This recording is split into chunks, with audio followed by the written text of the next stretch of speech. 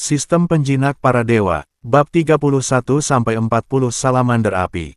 Melihat bahwa mereka tidak punya pilihan lain sama sekali, para angsa neraka tiba-tiba melepaskan kobaran api yang menyelimuti tubuh mereka, membentuk penghalang api pelindung di sekitar diri mereka. Api ini berasal dari api bulu mereka, yang membuat api ini lebih kuat daripada api biasa yang mereka keluarkan karena api ini mengandung esensi api tubuh mereka. Pada saat yang sama, mereka membakar esensi kehidupan mereka untuk memberikan energi sebanyak mungkin kepada api-api ini. Sayang sekali semua itu sia-sia karena terdapat perbedaan yang sangat besar antara Lin Fan dan Inferno Swans dalam hal tingkat kultivasi. SS beku itu menembus penghalang api di sekitar angsa neraka tanpa perlawanan dan menembus tubuh mereka, tanpa berhenti hingga terbang keluar di sisi lain. Angsa Inferno jatuh ke tanah seperti ini dengan lubang di tubuh mereka. Ada satu angsa neraka yang berhasil bergerak tepat waktu, sehingga mampu menghindari bongkahan es yang diarahkan kepadanya sehingga hanya mengenai kulitnya saja. Jadi, meskipun terluka, ia hanya menderita luka ringan dan masih bisa berlari. Namun sebelum sempat berbalik dan melarikan diri, Lin Fan sudah berada di udara mengayunkan pedangnya ke leher angsa neraka itu. Sentuhan es yang mengenai tubuhnya sudah cukup untuk membuatnya kehilangan keseimbangan, sehingga ia terpaksa mendekat ke tanah. Hal ini membawa angsa neraka ke ketinggian yang bisa dilompati Lin Fan, sehingga ia bisa mengayunkan pedangnya tepat ke lehernya. Mata angsa neraka terakhir terbuka lebar saat menyaksikan pedang Lin Fan menebas tepat di lehernya. Setelah pedang Lin Fan menebas lehernya, penglihatan angsa neraka mulai berubah saat semuanya berputar. Pandangan Inferno Swan terakhir terus berputar berulang kali hingga akhirnya melihat sesuatu di kejauhan. Itu adalah tubuh seekor angsa yang masih mengepakkan sayapnya di langit, tetapi satu-satunya perbedaan dari angsa biasa adalah kepalanya hilang. Inferno Swan kemudian menyadari apa yang telah terjadi. Ini adalah tubuhnya dan kepalanya telah dipotong. Dan itulah hal terakhir yang dipahaminya sebelum mati. Tubuh itu hanya mengepakkan sayapnya selama beberapa detik lagi sebelum sinapsisnya menghilang dan ia jatuh ke tanah di samping kepala angsa yang tergeletak. Ketika Lin Fan mendarat di tanah, dia mengambil tubuh angsa itu dan menyeretnya ke tempat angsa-angsa lainnya jatuh. Setelah mempertimbangkannya, Lin Fan membuang mayat ke-6 angsa neraka itu ke ruang penyimpanan hewan peliharaan karena merawat mereka di sini bukanlah pilihan yang baik. Dia akan merawat mereka nanti ketika dia punya lebih banyak waktu. Jadi setelah itu, Lin Fan mengirimkan Gale Sparrow lagi. Burung pipit angin hanya kembali karena dikejar oleh angsa neraka ini, tetapi sekarang setelah mereka berhasil diatasi, sudah waktunya bagi burung pipit angin untuk kembali mencari salamander api. Di sisi lain, Lin Fan sedang memeriksa satu mayat yang belum dia masukkan ke ruang penyimpanan hewan peliharaan. Dia ingin melihat efek dari keterampilan baru yang baru saja dia gunakan. Kemampuan ini bukan miliknya, jadi dia tidak begitu yakin apa efeknya, sehingga melihatnya untuk pertama kalinya sangat membantu. Hal itu memungkinkannya untuk memahami kemampuan tersebut jauh lebih baik daripada hanya sekadar melihat deskripsinya. Kemampuan-kemampuan ini berasal dari kemampuan, cinta adalah berbagi, yang ia terima dari Aphrodite. Lebih tepatnya, kemampuan-kemampuan ini adalah kemampuan yang dipinjam Lin Fan dari kelinci salju. Serangan pertama dengan es batu adalah skill Ice Shot, dan salju yang turun setelahnya yang menghambat pergerakan Inferno Swans adalah skill Blizzard. Lin Fan benar-benar harus mengagumi kekuatan dari kedua kemampuan ini. Serangan es itu sangat kuat sehingga mampu menembus bola-bola api dan badai salju memiliki area efek yang sangat luas serta merupakan serangan lambat. Setelah memeriksa bangkai angsa neraka untuk melihat seberapa besar lubangnya dan seberapa parah radang dingin yang diderita angsa neraka, Lin Fan langsung mengembalikannya ke ruang penyimpanan hewan peliharaan. Untungnya, dia tidak perlu menunggu lama hingga Gale Sparrow kembali setelah itu, dan kali ini, pesawat itu kembali dengan kabar baik. Burung pipit angin telah menemukan salamander api. Hal itu dengan cepat menuntun Lin Fan melewati ladang-ladang kolam magma hingga mereka sampai ke sebuah danau magma besar di tengah-tengah semua kolam kecil tersebut. Danau magma ini lebih dari 10 kali lebih besar daripada kolam magma terbesar sekalipun, dan sangat dalam sehingga Lin Fan sama sekali tidak dapat melihat dasarnya. Namun, disinilah burung pipit angin mengatakan bahwa salamander api berada. Masalahnya sekarang adalah bagaimana dia akan menemukannya. Namun, untungnya baginya, bukan dia yang menemukan salamander api, melainkan salamander api yang menemukannya. Saat Lin Fan berjalan mengelilingi danau magma mencari cara untuk menjelajahi kedalamannya, seekor kadal raksasa tiba-tiba merayap keluar ke tepi pantai di depannya.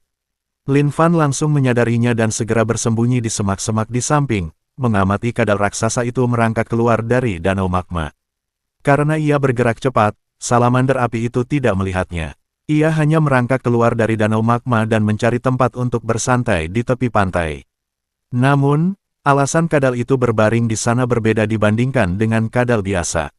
Salamander api ini berbaring di tepi pantai untuk melepaskan panas daripada menyerap panas.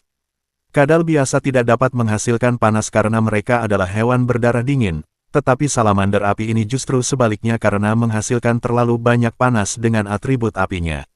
Jadi ketika berbaring di pantai, ia benar-benar melepaskan gelombang api di sekitarnya. Kobaran api itu tidak mencapai semak tempat Lin Fan bersembunyi, tetapi menghalangi pandangannya terhadap salamander api. Untungnya, ukurannya yang besar membuatnya masih bisa melihatnya di atas kobaran api. Dia harus mengakui, makhluk ini pada dasarnya adalah dinosaurus yang baru saja merangkak ke darat, ukurannya sangat besar sehingga mustahil baginya untuk melihatnya tanpa mendongak. Meskipun itu adalah hal yang baik karena berarti targetnya lebih besar, masalahnya adalah, apakah dia mampu memotong semuanya. Belum lagi, dari tempat dia berdiri saja, dia bisa tahu bahwa kulit makhluk itu sangat tebal. Pertanyaannya juga adalah apakah dia bahkan bisa menembus kulit dinosaurus raksasa ini. Namun, dia tetap harus melawan hal ini karena itulah misi yang telah diemban. Tentu saja, dia tidak akan masuk tanpa rencana dan dia merasa jauh lebih yakin ketika melihat tingkat kultivasi salamander api dengan mata penilaiannya. Salamander api ini baru berada di tingkat pengumpulan Ki kedua, jadi setidaknya dia memiliki keunggulan dalam hal kekuatan energi spiritualnya. Setelah memikirkannya, Lin Fan menyempurnakan rencananya dan mengangkat tangannya.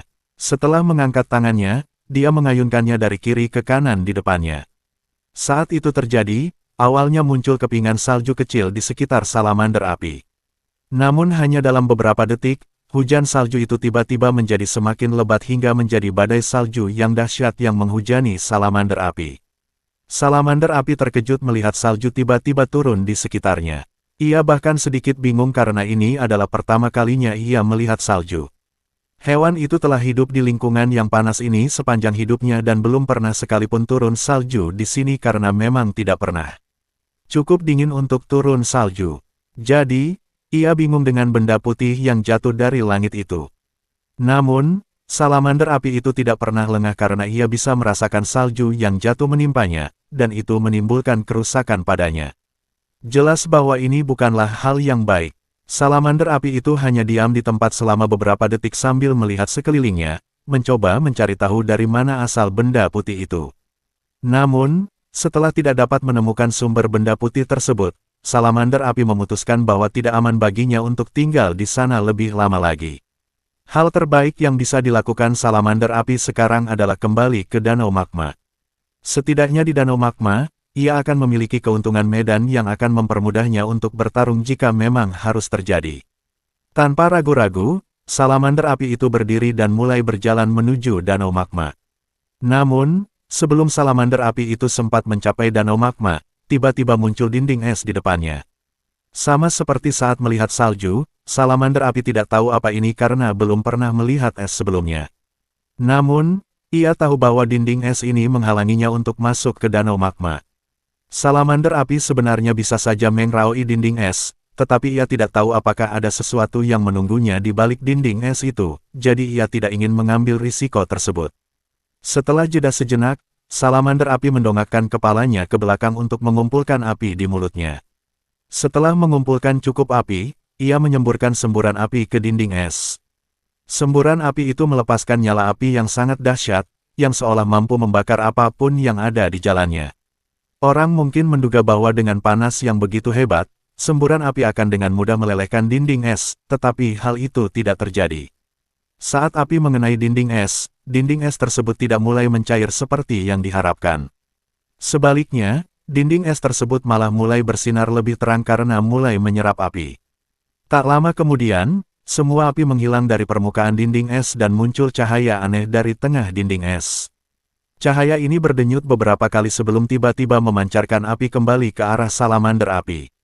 Namun, api ini berbeda dari api merah yang dikeluarkan salamander api dari mulutnya. Api ini sepenuhnya berwarna biru. Belum lagi, api ini sama sekali tidak mengeluarkan panas. Sebaliknya, yang terjadi justru kebalikannya, di mana nyala api biru tersebut seolah menyerap panas dari udara, mengubah udara di sekitarnya menjadi kabut. Salamander api itu jelas tidak pernah menduga ini, tetapi ia tidak panik saat melepaskan semburan api lagi ke arah kobaran api biru ini. Ketika kedua warna api saling bertabrakan, ada momen di mana keduanya seimbang sebelum api merah mulai dipadamkan oleh api biru. Ketika salamander api melihat ini, ia segera mulai mengeluarkan lebih banyak api dari mulutnya. Akhirnya, jumlah api merah yang lebih banyak mampu membakar semua api biru. Namun, hanya untuk membakar api biru ini saja telah menghabiskan cukup banyak energi dari salamander api. Saat ini ia berada dalam posisi sulit karena telah menghabiskan banyak energi untuk menghancurkan api biru itu dan pada serangan pertamanya terhadap dinding es. Hal terbaik baginya adalah kembali ke danau magma dan memanfaatkan energi api alami di dalam magma untuk memulihkan energi spiritualnya. Namun masalahnya adalah masih ada dinding es yang menghalangi jalannya. Jika ada sesuatu yang bersembunyi di balik dinding es ini, dengan energi yang dimilikinya saat ini sangat sedikit, salamander api pasti akan berada dalam bahaya.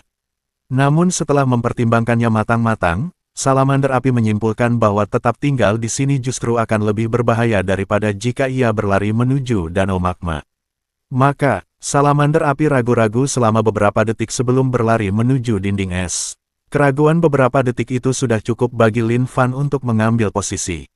Karena kobaran api biru, area sekitarnya diselimuti kabut yang menghalangi pandangan salamander api.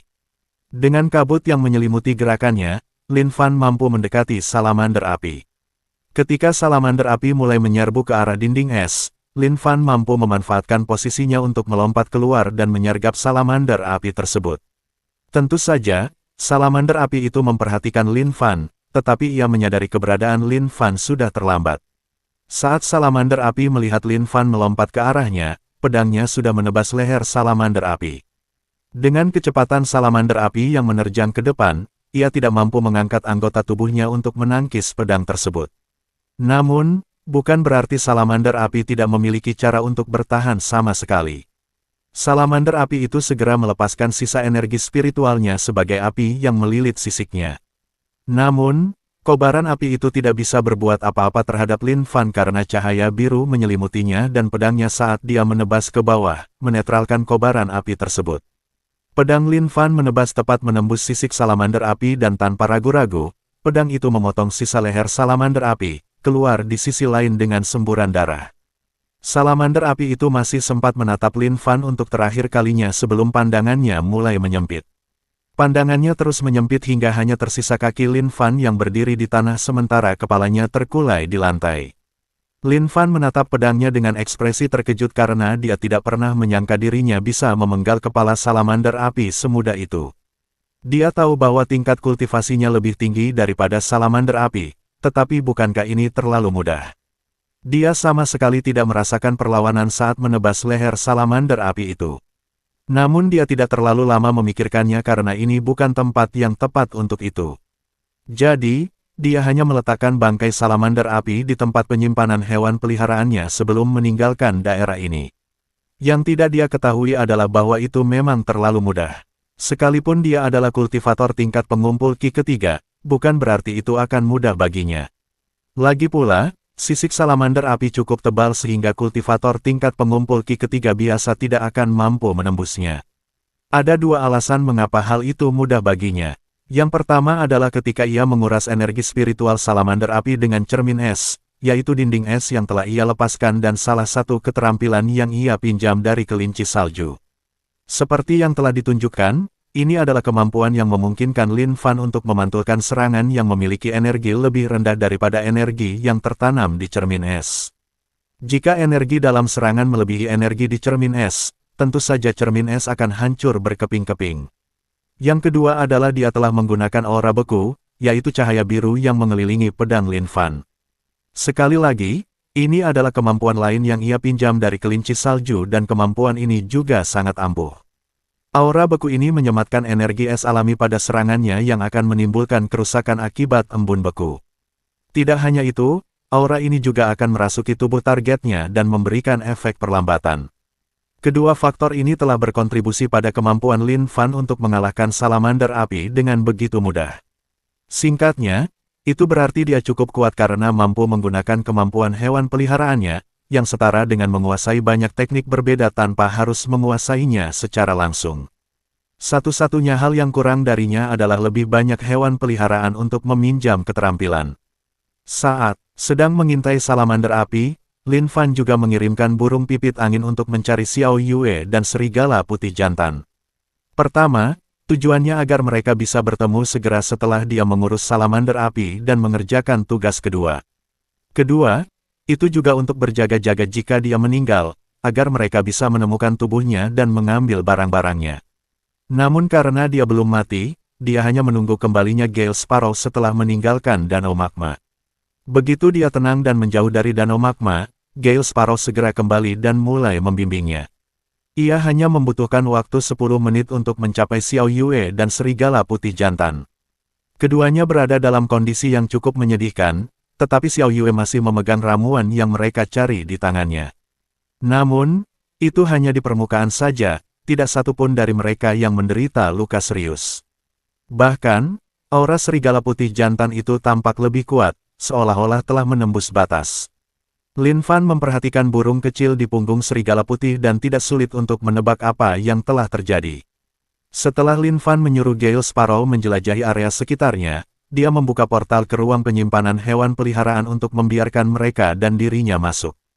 Tempat penyimpanan hewan peliharaan memang memiliki kemampuan untuk menyembuhkan mereka dan sekarang karena dia punya waktu luang, dia harus mengurus mayat angsa neraka. Namun begitu mereka memasuki ruang penyimpanan hewan peliharaan, ada pemandangan yang mengejutkan mereka semua. Tempat penyimpanan hewan peliharaan itu sendiri sama seperti biasanya, tetapi ada sesuatu yang berbeda di dalamnya. Kelinci salju dan kudanya masih sama, tetapi penampilan kudanya telah berubah total. Alih-alih penampilan normalnya, kuda ini sekarang memiliki surai yang seluruhnya terbuat dari api beserta 4 kuku yang tertutup api. Dari penampilannya, makhluk itu memang tampak cukup menakutkan, tetapi ia tetap bertindak seperti biasa saat datang bersama kelinci salju untuk menyambut Lin Fan. Saat makhluk itu menjilat wajah Lin Fan, dia bisa merasakan panas yang keluar dari lidahnya. Jika bukan karena energi spiritualnya yang melindunginya, kemungkinan besar dia akan terbakar karenanya. Lin Fan memfokuskan pandangannya dan melihat ke sistem, dan mendapati ada pemberitahuan dari sistem mengenai hal ini. Rupanya, saat dia sedang bertarung melawan salamander api, kuda itu tiba-tiba berevolusi menjadi kuda Gehenna. Namun mengapa ia tiba-tiba memilih untuk berevolusi pada saat ini? Apakah itu karena benda itu telah menyerap energi spiritual alami yang memenuhi ruang penyimpanan hewan peliharaan? Atau adakah alasan lain? Saat Lin Fan sedang merenungkan hal ini, sesuatu tiba-tiba menarik perhatiannya dan menjelaskan semuanya. Mata Lin Fan tertuju pada mayat-mayat angsa neraka yang tergeletak di tanah. Sebagian besar mayat Inferno Swan ini dalam kondisi baik, tetapi ada 2 yang memiliki bekas gigitan dan lubang di tubuhnya. Seolah-olah sesuatu telah menggali tubuh mereka dengan giginya.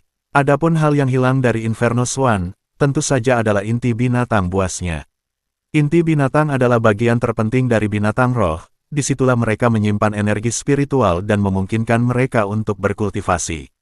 Itu setara dengan dantian manusia. Namun, berbeda dengan dantian manusia, ketika binatang buas mati, inti binatang buas mereka tetap utuh dan dapat dikeluarkan dari tubuh mereka dengan seluruh energi spiritual yang telah mereka kumpulkan. Inti binatang buas ini dapat digunakan untuk membuat artefak atau bahkan membantu kultivasi manusia karena manusia dapat menyerap energi spiritual yang terkumpul di dalam inti binatang buas tersebut. Inti binatang buas dengan tingkat kultivasi yang lebih tinggi bahkan memiliki energi spiritual yang cukup untuk membantu kultivator tingkat rendah mencapai terobosan dengan segera. Tentu saja, bukan hanya itu yang bisa dilakukan oleh inti monster tersebut. Inti binatang buas secara alami juga membantu binatang buas lainnya karena pada dasarnya seperti pil yang diisi dengan energi spiritual. Bahkan hewan yang bukan binatang buas spiritual pun dapat mulai berkultivasi selama mereka memiliki kesempatan untuk menyerap inti binatang buas spiritual. Jadi, kedua inti yang hilang itu jelas telah diserap oleh kuda tersebut, yang memungkinkannya berevolusi menjadi makhluk roh. Tidak seperti manusia yang perlu mempersiapkan diri untuk menyerap energi spiritual dalam inti binatang karena betapa liarnya energi spiritual tersebut. Binatang roh dan hewan dapat dengan mudah menyerap energi spiritual karena mereka adalah binatang seperti binatang yang menjadi asal inti tersebut. Setelah melihat Lin Fan telah melihat kedua mayat yang hancur itu, kuda Gehenna menunjukkan ekspresi bersalah sambil menunduk. Lin Fan melihat ini dan tersenyum tipis sambil maju dan mengelus kepala kuda Gehenna, lalu berkata, "Tidak apa-apa. Bagus sekali kau bisa berevolusi." Kuda Gehenna itu meringkik gembira sebelum menjilati wajah Lin Fan lagi.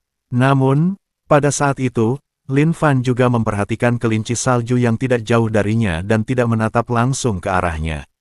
Dia sudah menduga bahwa ini adalah ide kelinci salju karena kuda itu tidak akan cukup berani untuk mengambil inti binatang buas itu sendiri. Namun, dia tidak keberatan karena kuda yang berevolusi menjadi kuda Gehenna berarti dia sekarang memiliki hewan peliharaan lain yang dapat bertarung bersamanya saat dibutuhkan. Itu pasti akan sangat membantu jika dia berada dalam situasi berbahaya. Belum lagi, karena kuda itu telah berevolusi menjadi kuda Gehenna, sudah pasti ia akan berlari jauh lebih cepat dari sebelumnya. Kuda itu adalah alat transportasi utama Lin Fan, dan jika ia bisa berlari lebih cepat lagi, itu adalah kabar baik baginya. Setelah menghampiri kelinci salju dan mengelus punggungnya untuk memastikan semuanya baik-baik saja, Lin Fan berpikir sejenak lalu mengambil inti binatang buas lain dari angsa neraka untuk diberikan kepada serigala putih betina. Dia adalah satu-satunya yang belum menerima inti binatang buas dan satu-satunya yang belum berhasil menembus batas.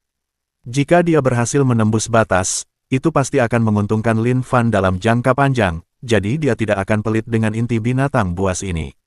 Lagi pula, inti binatang buas dari angsa neraka tidak dibutuhkan untuk misinya dan bahkan jika dia menjualnya, itu tidak akan memberinya keuntungan sebanyak menggunakan inti binatang buas untuk membantu serigala putih betina menembus batas dalam jangka panjang. Jadi dia memutuskan untuk menggunakan inti binatang buas itu pada serigala putih betina. Namun sebelum dia sempat melakukan apapun, tiba-tiba terdengar teriakan dari serigala putih betina. Mereka semua segera menoleh ke arah serigala putih betina dan melihat bahwa ia meringkuk di lantai dengan wajah meringis kesakitan. Ada cairan yang menutupi lantai di bagian pantatnya. Semua orang terkejut, tetapi Lin Fan adalah orang pertama yang bereaksi pada akhirnya dengan berkata, dia akan melahirkan. Kata-kata itu menyadarkan semua orang dari lamunan mereka dan mereka segera menghampiri serigala putih betina itu, mengerumuninya. Namun, semua kerumunan itu justru membuatnya semakin tidak nyaman. Kali ini, Xiao Yue yang bereaksi lebih dulu. Dia segera melihat ketidaknyamanan di wajah serigala putih betina dan mengusir semua orang menjauh darinya, kecuali kelinci salju yang dia suruh membuat es yang kemudian juga dia lelehkan dengan panas dari api kuda Gehenna.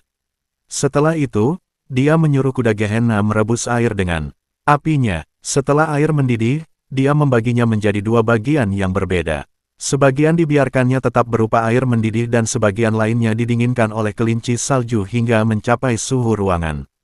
Dia berasal dari desa pertanian, jadi dia memiliki pengalaman dengan kelahiran hewan. Dalam situasi seperti ini, penting untuk mensterilkan area tersebut dengan air panas agar hewan tersebut memiliki ruang yang bersih untuk melahirkan. Pada saat yang sama, mereka harus membiarkan hewan tersebut melakukan prosesnya dan hanya menyediakan air dan kebutuhan lainnya untuk memastikan hewan tersebut memiliki energi yang cukup untuk menjalani proses kelahiran. Setelah menyiapkan semuanya, Xiao Yue menggelar selimut di tanah lalu membantu serigala putih betina berbaring di atas selimut. Setelah itu, dia berbalik dan mengusir Lin Fan dan serigala putih jantan yang tampak khawatir agar serigala putih betina bisa mendapatkan ruang yang dibutuhkannya. Serigala putih betina itu menatap Xiao Yue dengan rasa terima kasih sebelum kembali memusatkan perhatiannya pada kehamilannya. Prosesnya sangat lambat, memakan waktu lebih dari 1 jam, tetapi pada akhirnya, ada 2 bola kecil berbulu yang jatuh ke atas selimut. Begitu mereka keluar, Xiao Yue maju tanpa selimut lain untuk membantu membersihkan cairan persalinan dari tubuh mereka berdua sebelum membawa mereka ke serigala putih betina.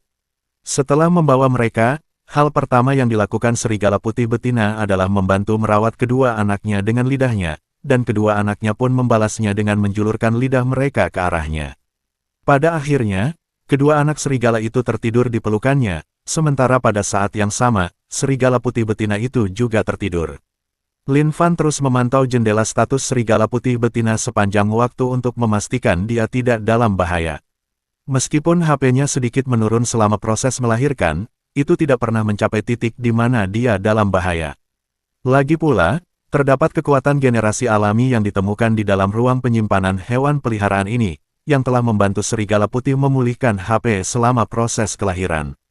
Inilah alasan mengapa proses kelahiran berjalan begitu lancar. Saat semua orang berkumpul di sekitar serigala putih betina dan dua anak serigala kecil, Lin Fan terus menatap antarmuka sistem. Setelah kedua anak serigala itu lahir, ada 2 entry lagi yang ditambahkan ke daftar hewan peliharaan yang telah ia jinakkan. Keduanya adalah anak serigala putih, jadi jelas bahwa mereka adalah 2 anak yang baru saja dilahirkan oleh serigala putih betina. Tetapi Lin Fan tidak pernah menjinakkan salah satu dari mereka, jadi dia terkejut melihat bahwa mereka ada dalam daftar ini.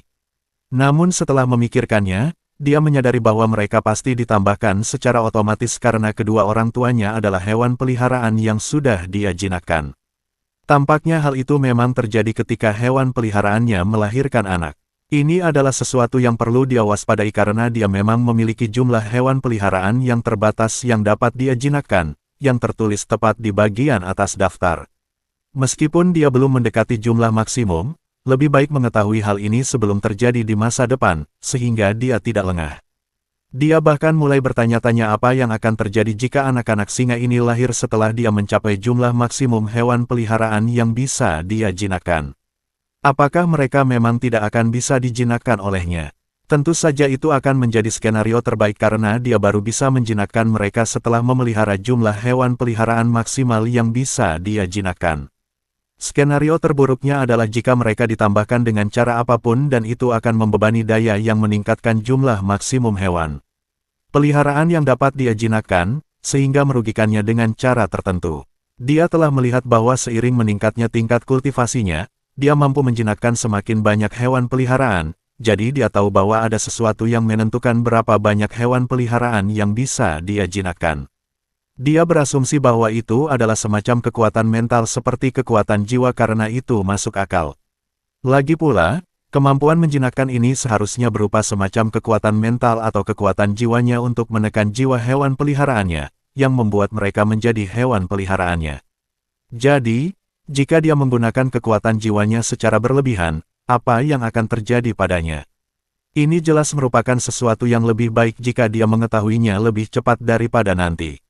Namun untuk saat ini, Lin Fan berhenti melihat antarmuka sistem dan mengalihkan perhatiannya kembali ke kedua anak singa itu. Saat memandangi mereka, dia harus mengakui bahwa mereka memang lucu.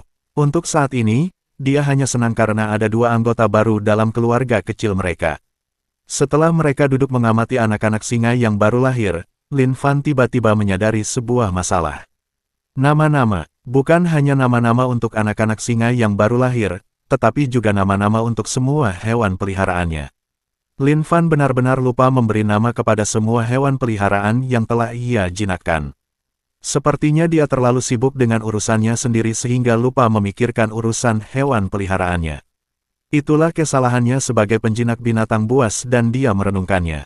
Itu bukan sesuatu yang bisa dia ulangi, tetapi setidaknya, dia bisa memikirkan beberapa nama untuk mereka sekarang. Jadi setelah berpikir sejenak, Lin Fan memulai dengan kelinci salju yang pertama kali ia jinakkan. Shiro, itulah nama yang dia berikan kepada kelinci salju karena bulunya yang berwarna putih bersih. Lalu ada kuda yang merupakan hewan kedua yang ia jinakkan. Hai, inilah nama yang dia berikan kepada kuda Gehenna setelah berevolusi karena kobaran apinya. Fubuki dan Fuyuki, ini adalah nama-nama berbasis salju yang ia berikan kepada serigala putih betina dan jantan. Nobume dan Yuki. Dan akhirnya, inilah nama-nama yang ia berikan kepada anak-anak serigala putih jantan dan betina. Harapan dan keberanian, itulah yang ingin ia wakili melalui kedua anak serigala ini. Proses ini sangat sederhana, tetapi pada akhirnya, semua hewan peliharaan Lin Fan justru semakin menyayangi mereka. Lagi pula, menerima nama dari Lin Fan membuat mereka merasa jauh lebih dekat dengan Lin Fan. Setelah sesi kebersamaan sederhana ini, Lin Fan, Xiao Yue, Shiro, dan Hai meninggalkan kedua serigala putih bersama anak-anak mereka. Lagi pula, Para orang tua ini membutuhkan waktu berdua saja dengan anak-anak mereka setelah mereka lahir. Lin Fan mengalihkan perhatiannya ke angsa neraka yang ditempatkan di sisi yang telah menjadi tujuannya sejak awal. Alasan dia datang ke ruang penyimpanan hewan peliharaan sejak awal adalah untuk memotong-motong mayat angsa neraka yang telah dia bunuh. Untungnya mereka adalah hewan roh, sehingga mayat mereka masih dipenuhi energi spiritual yang mencegah pembusukan. Pada saat yang sama, terdapat sistem penyaringan otomatis di ruang penyimpanan hewan peliharaan yang mencegah mayat-mayat tersebut terkontaminasi kuman, sehingga membantu mencegah pembusukan. Lin Fan awalnya berencana melakukannya sendiri, tetapi karena Xiao Yue juga ada di sini, dia memutuskan untuk meminta bantuannya. Lagi pula, dia belajar cara melakukan ini dari Xiao Yue. Xiao Yue berasal dari desa pertanian, jadi hal-hal seperti ini adalah hal biasa baginya dan dia sebenarnya cukup mahir dalam hal-hal seperti ini. Dia telah mengajari Lin Fan cara melakukan ini selama perjalanan mereka, jadi sebenarnya ini adalah pertama kalinya Lin Fan menyembelih binatang spiritual. Namun, dia percaya diri dengan kemampuannya karena sebagai seorang kultivator, kendali tangannya dan pisaunya lebih baik daripada kebanyakan orang biasa. Namun, ketika dia akhirnya benar-benar mulai membantai angsa neraka, dia menyadari bahwa dia telah sepenuhnya melebih-lebihkan kemampuannya sendiri. Seandainya bukan karena Xiao Yue di sisinya yang menunjukkan semua kesalahan yang telah ia buat, ia pasti sudah menghancurkan mayat angsa neraka pertama yang sedang ia kerjakan. Kesalahannya sangat fatal sehingga jika ia tidak berhati-hati, ia mungkin sudah memotong mayat angsa neraka itu menjadi beberapa bagian, bukannya bisa memutilasinya. Untungnya Xiao Yue berada di sisinya, membimbingnya melalui seluruh proses. Saat mereka selesai melakukan itu, 1 jam lagi telah berlalu dan hari mulai larut.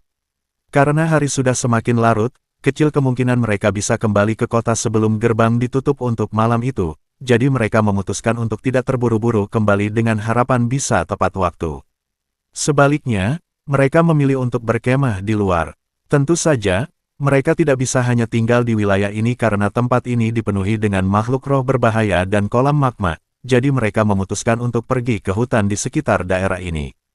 Mereka menggunakan sisa cahaya matahari yang mereka miliki untuk menemukan sebuah danau di hutan tepat di luar wilayah magma. Ini adalah hal yang baik karena mereka sebenarnya berlumuran darah karena telah menyembelih angsa neraka. Mereka memiliki air yang mereka beli dari kota di ruang penyimpanan hewan peliharaan, tetapi akan sia-sia jika mereka menggunakannya untuk membersihkan karena itu semua adalah air minum yang bersih. Mereka mengambil air dari danau dengan ember kayu yang telah mereka beli, lalu membawanya ke ruang penyimpanan hewan peliharaan agar kuda Gehenna dapat dipanaskan. Setelah airnya dipanaskan, ember tersebut diletakkan di dalam tenda yang juga telah mereka beli, dan mereka bergiliran mencuci. Meskipun mereka bisa saja mandi bersama, tetap saja terasa canggung bagi mereka untuk melakukan itu, meskipun mereka sudah saling melihat dalam keadaan telanjang. Rasanya hampir seperti melanggar batasan yang seharusnya belum mereka langgar. Setelah mereka semua selesai mencuci piring, Lin Fan dan Xiao Yue pergi untuk memeriksa serigala putih. Kedua serigala putih itu masih berada di sana menjaga anak-anak mereka. Namun, mereka tidak lagi sendirian karena Shiro dan Hai telah pergi bermain dengan anak-anak serigala yang terbangun saat mereka mandi. Harus diakui, anak-anak singa ini benar-benar tumbuh cepat karena mereka sudah berlarian beberapa jam setelah lahir. Namun, memang begitulah adanya dengan makhluk roh. Dibandingkan dengan hewan biasa, hewan spiritual ini tumbuh lebih kuat berkali-kali lebih cepat dan beberapa dengan tingkat kultivasi yang lebih tinggi bahkan mampu berfungsi normal segera setelah mereka lahir. Sementara Xiao Yue pergi bermain dengan Shiro, Hai, dan anak-anak singa, Lin Fan pergi ke tempat Fubuki masih beristirahat. Dia membuka jendela status Fubuki dan setelah memastikan bahwa bar HP masih perlahan meningkat, dia menepuk dan menghiburnya sebelum beralih ke Fuyuki. Melihat bagaimana Fuyuki melakukan semua yang dia bisa untuk membuat istrinya nyaman, Lin Fan menunjukkan sedikit rasa jijik di matanya sebelum tiba-tiba memperlihatkan senyum pahit dan menggelengkan kepalanya. Dia hanya menepuk bagian belakang kepala Fuyuki sebelum berkata, "Semoga berhasil." Setelah itu, dia berjalan pergi meninggalkan Fuyuki yang tampak bingung tanpa mengucapkan sepatah kata pun. Dia pergi ke tempat anak-anak singa itu berada dan dia juga bermain dengan mereka sebentar. Dia harus mengakui, anak-anak singa ini adalah makhluk paling menggemaskan yang pernah dilihatnya dan hatinya meleleh ketika dia berlarian bersama mereka. Kemudian ketika mereka menjulurkan lidah kecil mereka untuk menjilati wajahnya, dia hampir mati karena diabetes saking manisnya. Namun ada juga perasaan lain yang memenuhi hatinya ketika dia melihat anak-anak singa itu, perasaan yang ditujukan kepada Xiao Yue. Xiao Yue bisa melihat Lin Fan menatapnya dengan tatapan aneh dan merasa bingung, tetapi kemudian perlahan ia mulai memahami apa yang dipikirkan Lin Fan. Saat pikiran itu muncul di benaknya, wajahnya tak bisa menahan diri untuk tidak memerah sedikit. Melihat hari sudah semakin larut, Lin Fan kembali kedua anak singa yang kelelahan dan hampir tertidur sebelum menghampiri induknya.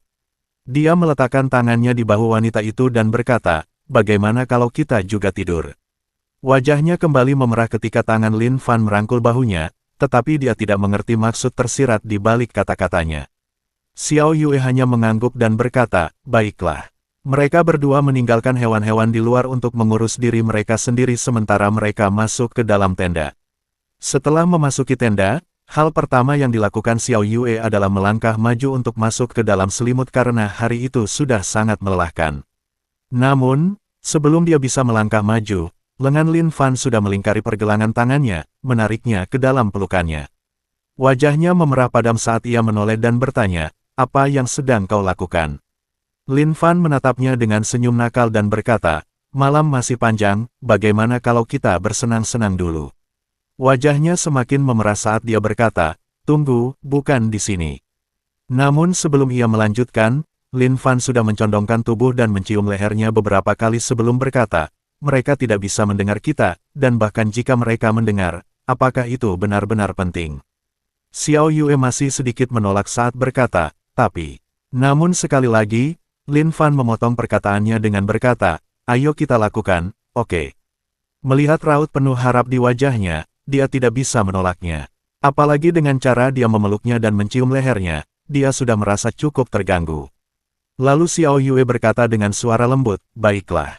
Tanpa ragu-ragu, Lin Fan menggendongnya seperti putri raja, lalu membawanya ke futon dan selimut. Setelah dengan lembut menurunkannya, ia mulai melepaskan pakaiannya.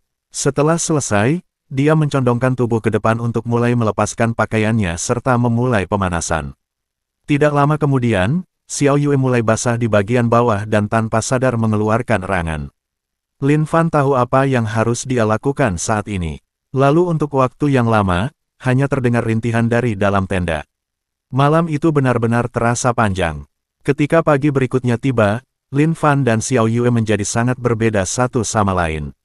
Lin Fan tampak segar di wajahnya, sementara Xiao Yue terlihat kelelahan, seolah-olah baru saja kembali dari pertempuran panjang.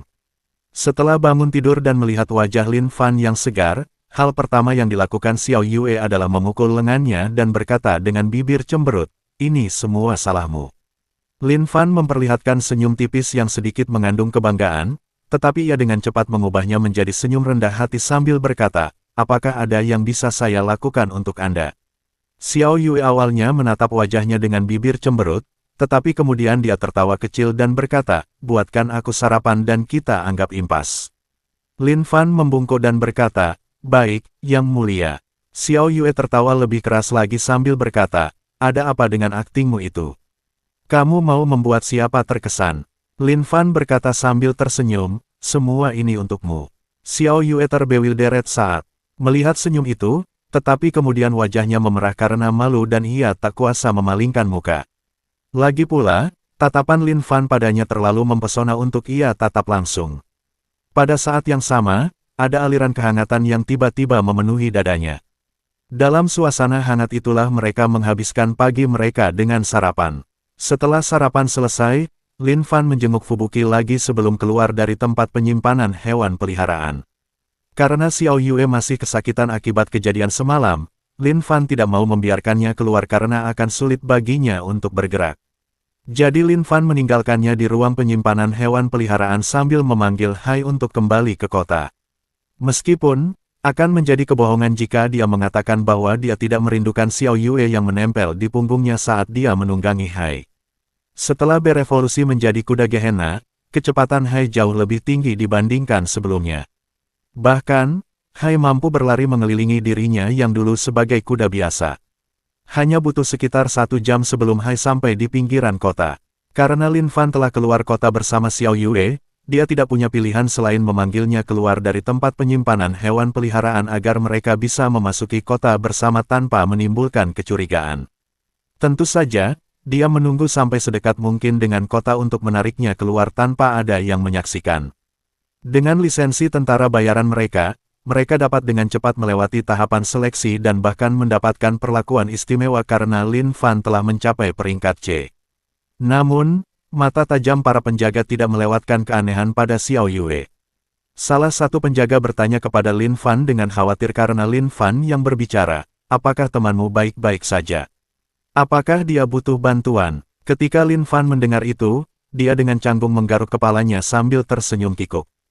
Tapi tentu saja, tidak ada yang bisa menyembunyikan sedikit pun kebanggaan yang terpancar dari matanya. Di sisi lain, Xiao Yue langsung tersipu dan memukul lengan Lin Fan saat melihat hal itu. Para penjaga ini melihat berbagai macam orang, jadi kemampuan sosial mereka cukup berkembang. Tidak sulit bagi para penjaga untuk memahami apa yang terjadi di antara mereka berdua, jadi penjaga yang mengajukan pertanyaan berkata, "Baiklah, kalian boleh melanjutkan." Lin Fan mengangguk dan mengambil kembali dokumen mereka sebelum menuju ke kota sambil mendukung Xiao Yue. Saat keduanya memasuki kota, mereka mendengar bisikan para penjaga dari belakang mereka dengan indera mereka yang diasah sebagai kultivator. "Anak muda memang tahu cara bersenang-senang, iya. Apakah kamu ingat kapan terakhir kali kamu bersenang-senang seperti itu? Anda harus bertanya pada istri saya. Semuanya tergantung pada bagaimana perasaannya. Ha, ha, ha. Siapa sangka kau akan begitu tunduk setelah menikah?" Saat mereka berjalan di jalanan, Lin Fan bertanya kepada Xiao Yue, "Apakah kamu akan bersikap seperti itu ketika kita?" Dia membiarkan kata-katanya menggantung, tetapi itu saja sudah cukup untuk membuat pipi Xiao Yue memerah lagi. Dia mencubit lengannya dan berkata, "Teruslah menggoda, hanya itu yang kau tahu cara melakukannya." Lin Fan hanya tersenyum menanggapi hal itu. Setelah mengantar Xiao Yue ke kamar mereka di penginapan, Lin Fan pergi sendirian ke persekutuan tentara bayaran untuk menyelesaikan misi. Setelah dia pergi, Xiao Yue duduk di tempat tidur dan perlahan mulai menyerap energi spiritual di sekitarnya. Dia tahu bahwa dirinya masih terlalu lemah untuk mengikuti Lin Fan dengan benar, jadi setiap kali dia memiliki waktu luang, dia selalu mencoba untuk berlatih kultivasi. Karena benih Taois telah digunakan, manfaatnya masih bertahan, yang membuat kultivasinya jauh lebih cepat dari sebelumnya. Dia sudah bisa merasakan hambatan menuju level berikutnya semakin dekat. Jika dia terus seperti ini, tidak akan butuh waktu lama baginya untuk meraih terobosan. Terutama mengingat seberapa sering Lin Fan berbagi manfaat benih Taois dengannya. Di persekutuan tentara bayaran, Lin Fan menyerahkan salamander api dan ramuan yang diminta kepada resepsionis yang bertugas. Untuk sekali ini, baik Lala maupun Tian-Tian tidak ada di meja resepsionis, jadi ada resepsionis baru yang membantunya. Dia sangat sopan dan melakukan pekerjaannya dengan baik, tetapi Lin Fan tidak bisa menahan rasa ingin tahu tentang keberadaan mereka berdua, jadi dia bertanya, "Apakah Lala dan Tian-Tian sedang keluar?" Resepsionis itu berkata, "Mereka sedang dipanggil untuk pekerjaan mendesak, jadi mereka tidak ada di sini hari ini. Apakah Anda membutuhkan mereka untuk sesuatu?" Lin Fan segera menggelengkan kepalanya dan berkata, tidak, bukan seperti itu. Aku hanya heran kenapa aku tidak melihat mereka hari ini." Resepsionis itu mengangguk dan tidak mengatakan apapun lagi karena itu adalah hal yang cukup normal untuk dikatakan. Karena salamander api itu terlalu besar, resepsionis mengantar Lin Fan ke area pemotongan hewan di persekutuan tentara bayaran. Ini adalah area di mana tentara bayaran dapat menjual hewan roh atau hewan biasa yang mereka tangkap di luar misi mereka. Serikat tentara bayaran akan membayar harga yang kompetitif, tetapi jika tentara bayaran tidak puas dengan harga ini, mereka bebas membawa hasil tangkapan mereka ke tempat lain untuk dijual. Namun, apakah mereka akan mampu menemukan seseorang yang mau membelinya merupakan masalah besar. Itulah keuntungan berjualan dengan persekutuan tentara bayaran. Mereka akan selalu membeli. Persekutuan tentara bayaran memiliki jaringan raksasa di seluruh benua, jadi tidak ada kekurangan pembeli untuk mereka. Selama mereka mendapatkan beberapa material binatang roh atau binatang biasa, mereka akan memiliki seseorang yang sudah siap untuk membelinya. Namun tentu saja, layanan yang begitu nyaman ini memiliki biaya tersendiri, yaitu biaya kecil yang diambil oleh persekutuan tentara bayaran sebagai perantara. Lin Fan mengangkat tangannya, lalu dari cincin di jarinya, muncullah salamander api raksasa. Ini adalah trik yang digunakan Lin Fan. Salamander api itu disimpan di dalam ruang penyimpanan hewan peliharaan milik Lin Fan, tetapi dia telah bereksperimen dengan mengendalikan portal yang muncul ketika dia membuka ruang penyimpanan hewan peliharaan. Dia telah mencapai titik di mana dia dapat mengendalikannya agar cukup kecil hingga seukuran butiran debu dan masih bisa membiarkan sesuatu keluar. Jadi dia membuka portal tempat cincin di tangannya berada dan membuat seolah-olah cincin di tangannya itu adalah cincin penyimpanan ruang. Ketika staf persekutuan tentara bayaran melihat ini, mereka tidak mengatakan apapun karena mereka sudah familiar dengan cincin penyimpanan spasial. Mereka tahu apa sebenarnya cincin di tangan Lin Fan, jadi mereka sama sekali tidak memperhatikannya. Namun, resepsionis itu tak bisa menahan rasa terkejutnya. Dia memiliki beberapa informasi tentang Lin Fan karena dia ada di sana ketika Tian Tian menguji Lin Fan, jadi dia sedikit mendengar tentangnya, yang juga menjadi alasan mengapa dia merawatnya ketika Tian Tian dan Lala pergi. Dengan tingkat kultivasinya, seharusnya dia tidak memiliki cincin penyimpanan ruang seperti ini karena benda-benda ini mahal dan langka. Bahkan kultivator yang berada di tingkat lebih tinggi darinya pun akan kesulitan mendapatkan cincin seperti ini. Namun, dia juga seorang gadis muda dan dia suka berfantasi, jadi dia segera menciptakan latar belakang cerita untuk Lin Fan. Dia pastilah seorang tuan muda dari keluarga tertentu yang sedang menjalani pelatihan tanpa dukungan. Dari keluarganya, itulah sebabnya dia memiliki cincin penyimpanan ruang ini. Ini mungkin hanya salah satu dari sedikit hal yang diberikan kepadanya selama perjalanan pelatihan ini. Lin Fan tidak repot-repot menjelaskan saat dia selesai menyerahkan barang-barang untuk misinya. Tapi kemudian setelah itu, dia juga mengeluarkan angsa neraka dan burung kecil yang telah diburu Xiao Yue dan Fuyuki. Semua hewan itu sudah disembelih, jadi tidak perlu jasa penyembelihan. Namun, ketika para tukang daging dari persekutuan tentara bayaran melihat ini, mereka tak kuasa menahan diri untuk mendecakkan lidah. Salah satu dari mereka, yang jelas-jelas adalah pemimpinnya, bertanya kepada Lin Fan, "Nak, apakah kau sendiri yang menyembelih mereka?" Lin Fan hanya mengangguk sebagai jawaban. Pemimpin itu menghela napas sebelum berkata, bahwa mereka kesini lain kali, kalau tidak akan sia-sia. Wajah Lin Fan memerah ketika mendengar itu, tetapi dia tetap mengangguk sebagai jawaban karena dia tahu bahwa orang itu hanya bersikap baik padanya. Setelah menyerahkan semuanya, Lin Fan memperoleh lebih dari 2.300 koin emas. Hanya dengan 2 misi ini dan mayat-mayat yang dia serahkan, dia telah mendapatkan hampir setengah dari apa yang dia butuhkan. Lin Fan tidak berhenti hanya dengan menyelesaikan 2 misi ini. Setelah menyerahkan misi-misi tersebut, Lin Fan kembali ke papan misi untuk melihat apakah ada misi lain yang bisa dia ambil. Setelah selesai menelaah semuanya, Lin Fan memilih 2 misi lagi, sama seperti sebelumnya. Tanpa ragu-ragu, dia membawa mereka ke meja resepsionis untuk didaftarkan, yang dengan senang hati dilakukan oleh resepsionis tersebut. Ketika para resepsionis ini mendaftarkan misi untuk tentara bayaran, mereka akan menerima bonus untuk setiap misi yang diselesaikan. Tentu saja, mereka tidak akan kehilangan apapun jika misi gagal, jadi tidak ada ruginya mendaftarkan misi untuk tentara bayaran. Itulah juga alasan mengapa resepsionis mencoba membuat para tentara bayaran memilih resepsionis yang sudah ditentukan. Lagi pula, semakin banyak misi yang mereka daftarkan, semakin banyak uang yang mereka terima dari bonus. Setelah menyelesaikan misi-misi tersebut, Lin Fan kembali ke penginapan untuk menjenguk Xiao Yue. Setelah melihat bahwa dia baik-baik saja, Lin Fan dengan jujur menceritakan rencananya padanya. Dia ingin menjalankan misi ini sendirian. Xiao Yue sedikit tersinggung mendengar perkataan Lin Fan, tetapi dia juga tahu bahwa Lin Fan melakukan ini untuk melindunginya. Lagi pula, dia tidak akan banyak membantu jika meninggalkan kota dalam kondisi seperti ini. Dia juga mengetahui alasan lain mengapa Lin Fan terburu-buru, jadi dia menerima rencana ini dan mendoakannya semoga berhasil. Namun setelah dia pergi, dia langsung mulai fokus untuk meraih terobosan. Dia tahu bahwa hanya dengan meningkatkan kekuatannya dia akan mampu berdiri di sisinya, dan sebelum itu, dia hanya akan menjadi beban baginya. Jadi dia akan melakukan segala yang dia bisa untuk menerobos secepat mungkin. Lin Fan segera meninggalkan kota karena persediaannya masih banyak. Melihat kecepatan Hai dan kedekatan lokasi misi, ia tidak akan membutuhkan waktu lama untuk sampai. Ia bahkan yakin bisa pergi dan kembali sebelum matahari terbenam. Jadi Lin Fan tidak membuang waktu dan langsung berangkat. Seminggu kemudian, di hari yang dijanjikan, Lin Fan menuju ke rumah bordil dengan Xiao Yue di belakangnya. Membawa gadis lain ke rumah bordil adalah hal yang aneh, tetapi itulah yang dilakukan Lin Fan.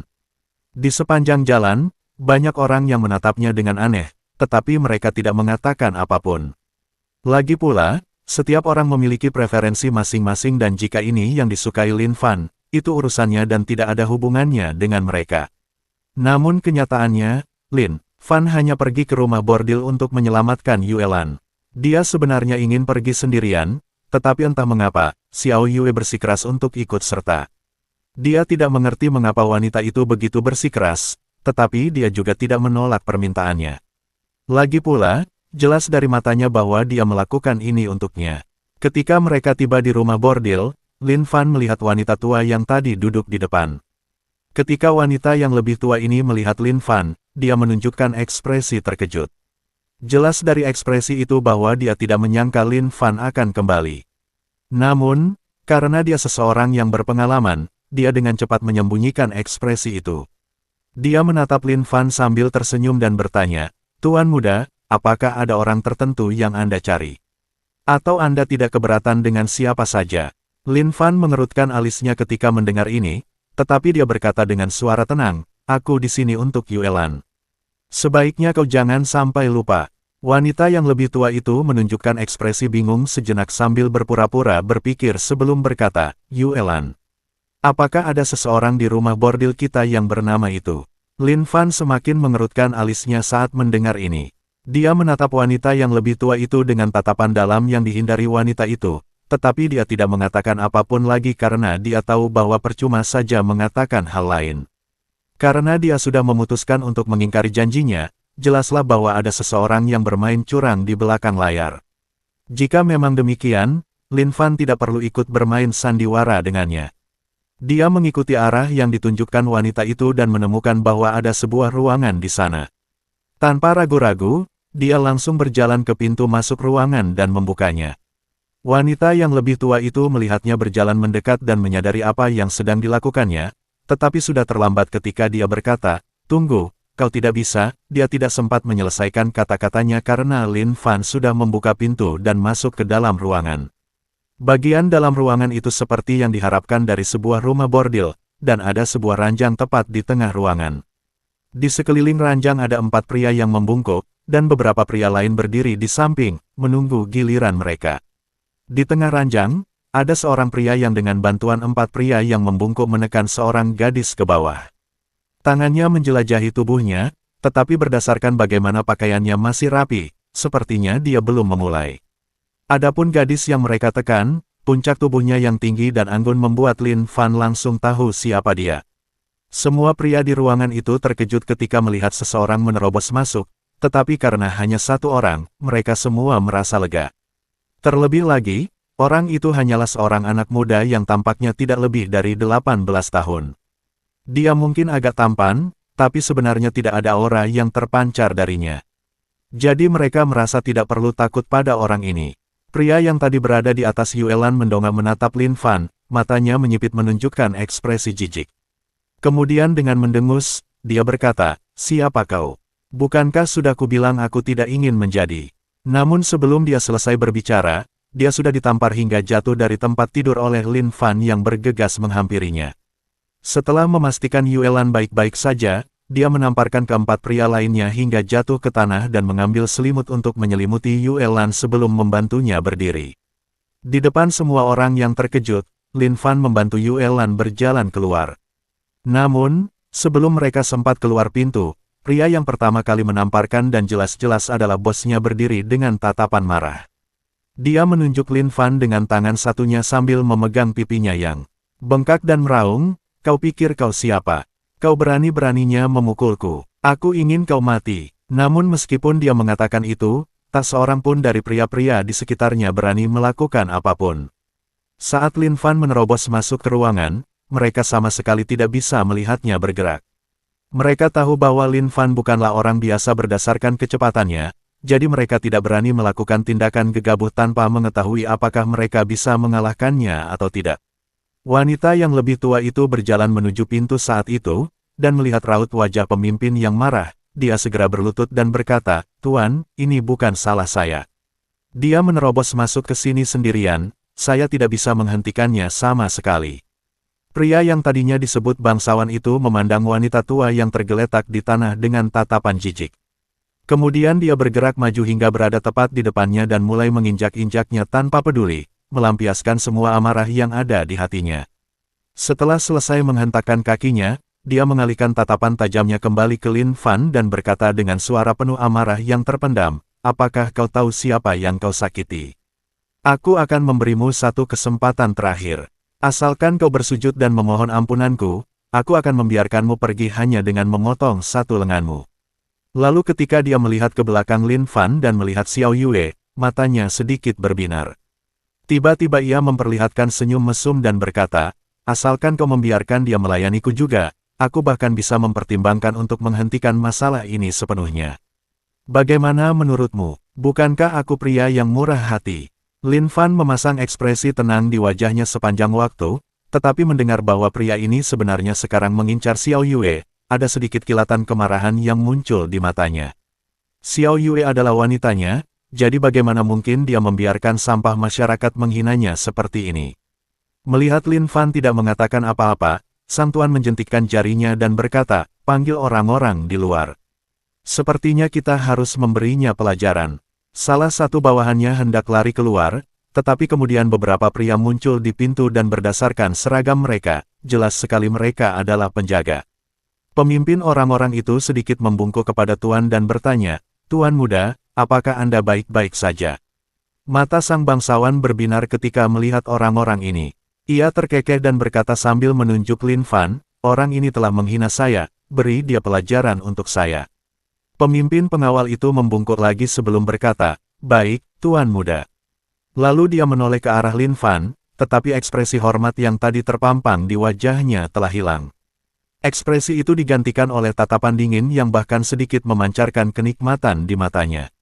Berdasarkan sorot matanya, Lin Fan bisa tahu bahwa orang ini juga bukan orang baik. Namun, bahkan ketika orang itu mendekatinya sambil mematahkan buku-buku jarinya, dia sama sekali tidak merasa takut. Lin Fan memiliki sesuatu yang tidak dimiliki siapapun di dunia ini, yaitu mata penilai. Begitu dia melihat pria itu, dia langsung mengetahui tingkat kultivasinya. Tingkat pengumpulan Qi ketiga, ini akan menjadi masalah baginya jika terjadi beberapa hari yang lalu, tetapi sekarang sama sekali bukan masalah. Lin Fan menatap langsung ke mata dingin pemimpin para penjaga dan berkata, "Tuan yang memelihara anjing menentukan bagaimana mereka nantinya. Sepertinya kau memang sampah seperti tuanmu." Mendengar itu, pemimpin para penjaga langsung menunjukkan ekspresi yang lebih dingin sambil berkata, "Kau benar-benar tidak tahu apa yang baik untukmu. Tapi tidak apa-apa, aku akan memberimu pelajaran yang tak akan kau lupakan." Tanpa ragu sedikit pun, pemimpin para penjaga menyerbu ke arah Lin Fan. Dia mengepalkan tinjunya dan mengumpulkan energi spiritualnya sebelum melayangkan pukulan ke arah Lin Fan. Dia tidak dapat merasakan jejak energi spiritual apapun dari Lin Fan, jadi dalam situasi normal, dia akan menahan diri dan tidak menggunakan energi spiritualnya. Lagi pula, dia tidak ingin membunuh orang karena itu bukanlah cara yang tepat untuk memberi mereka pelajaran. Akan jauh lebih mudah memberi mereka pelajaran jika mereka masih hidup. Namun, karena anak itu telah berani membuatnya marah, dia merasa tidak perlu menahan diri lagi. Jika dia membunuhnya, ya sudah. Jika tidak, maka dia akan memberinya pelajaran lain. Maka pemimpin para penjaga itu langsung melayangkan pukulan ke arah Lin Fan, mengarahkan pukulan itu ke dadanya. Namun, Lin Fan dengan terampil mendorong Yue Lan kembali ke Xiao Yue sebelum berputar untuk menghindari serangan itu. Setelah menghindari tinju itu, Lin Fan mengangkat tangan dan meraih pergelangan tangan dari tinju yang melayang melewatinya. Pemimpin para penjaga menunjukkan ekspresi terkejut ketika melihat ini, jelas tidak menyangka Lin Fan bisa menghindarinya, apalagi menangkap pergelangan tangannya seperti ini. Saat hendak mengatakan sesuatu, tiba-tiba ia merasakan hawa dingin menjalar dari pergelangan tangannya. Pemimpin penjaga itu dengan cepat menunduk melihat pergelangan tangannya dan mendapati tangan yang memegang pergelangan tangannya diselimuti cahaya biru. Cahaya biru inilah yang memancarkan rasa dingin itu. Dia segera menoleh kembali ke arah Lin Fan dan berkata, apa yang kau lakukan?" Dia tidak sempat menyelesaikan kalimatnya karena begitu dia mendongak, dia melihat sebuah tinju melayang ke arah wajahnya. Pemimpin para penjaga mencoba menghindar, tetapi ia menyadari bahwa gerakannya jauh lebih lambat dibandingkan sebelumnya. Seolah-olah tubuhnya tidak menuruti perintahnya. Dia tidak sempat menghindar dan tinju itu mendarat tepat di wajahnya. Pukulan itu mengangkatnya dari tanah dan dia mulai terbang menuju dinding ruangan. Begitu dia menabrak dinding, terdengar suara keras saat sebuah kawah terbentuk di dinding di sekitarnya. Adapun pemimpin para penjaga, matanya terbalik ke belakang karena dia kehilangan kesadaran. Ketika orang-orang di ruangan itu melihat ini, yang bisa mereka lakukan hanyalah menatap pemimpin para penjaga dengan tak percaya. Tak seorang pun dari mereka percaya bahwa pemimpin para penjaga akan dikalahkan begitu saja. Lagi pula, pemimpin para penjaga adalah yang terkuat di antara mereka, berada di tingkat pengumpulan Ki ketiga. Agar Lin Fan bisa mengalahkannya semudah ini, itu berarti tingkat kultivasi Lin Fan pasti lebih tinggi daripada pemimpin para penjaga. Jika memang demikian, itu berarti dia berada di tingkat pengumpulan Ki keempat. Ini adalah perbedaan yang sangat besar karena begitu dia mencapai tingkat pengumpulan Ki keempat, dia tidak akan lagi berada di tingkat pengumpulan Ki rendah, melainkan di tingkat pengumpulan Ki menengah. Ini adalah jurang yang bagaikan langit dan bumi. Begitu seseorang mencapai tingkat pengumpulan Ki menengah, Ki spiritual yang mereka padatkan berada pada tingkatan yang sama sekali berbeda. Perbedaannya seperti antara setetes air lemon dan setetes ekstrak lemon, konsentrasi energi spiritualnya tidak berada pada tingkat yang sama. Belum lagi, jika mereka memiliki teknik kultivasi yang berbasis elemen, mereka akan memiliki jejak energi elemen dalam energi spiritual mereka yang menambah efek pada kemampuan mereka. Ini adalah hal-hal yang tidak bisa dibandingkan dengan kultivator biasa. Setiap orang di sini adalah orang-orang yang peduli dengan hidup mereka sendiri. Itulah alasan mengapa mereka mengikuti Tuhan ini sejak awal. Sekarang setelah ada seseorang dengan kekuatan yang lebih besar, mereka tidak akan cukup bodoh untuk menantangnya. Setelah melihat pemimpin pengawalnya terhempas ke dinding, sang bangsawan merasa khawatir. Sekalipun dia bodoh, dia tetap tahu bahwa dia dalam bahaya jika tidak melakukan apapun. Lagi pula, bahkan pengawal terkuatnya pun telah dikalahkan, jadi jika dia terus bertindak seperti sebelumnya, sudah pasti dia tidak akan mampu bertahan. Karena itu, mungkin sudah saatnya mencoba menarik daripada mendorong. Sang bangsawan bersikap tenang sambil mengelus dagunya dan berkata dengan suara yang membuatnya tampak penting, "Sepertinya kau cukup kuat. Aku bisa mengampunimu jika kau memutuskan untuk melayaniku sebagai pengawal pribadiku. Aku bahkan bisa memberikan wanita itu kepadamu jika kau menginginkannya." Lin Fan menggelengkan kepalanya ketika mendengar itu. Semua ini terlalu klise baginya sehingga dia tidak tahu harus merasa bagaimana tentang hal ini. Ketika dia melihat lebih dekat, dia menemukan bahwa orang-orang yang pernah mengganggu Yue Lan di jalan sebelumnya ada di antara orang-orang yang berkumpul di ruangan itu. Sekarang semuanya jadi masuk akal. Sepertinya merekalah yang membawa bangsawan ini ke Yue Lan dan kemungkinan besar, mereka berencana menggunakan bangsawan ini untuk mengurusnya. Hanya saja mereka tidak pernah menyangka dia akan sekuat ini.